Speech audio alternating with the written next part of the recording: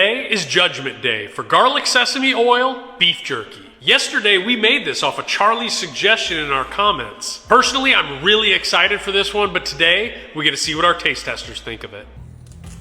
I definitely get garlic, but it's not overpowering. I think it could use more. Other than that, pretty solid flavor. I like. Definitely get the garlic. A little bit of the sesame oil. It's not overpowering, not too strong. Overall, it tastes good.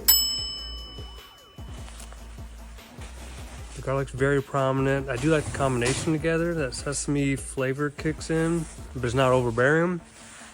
I'll keep it. Nice.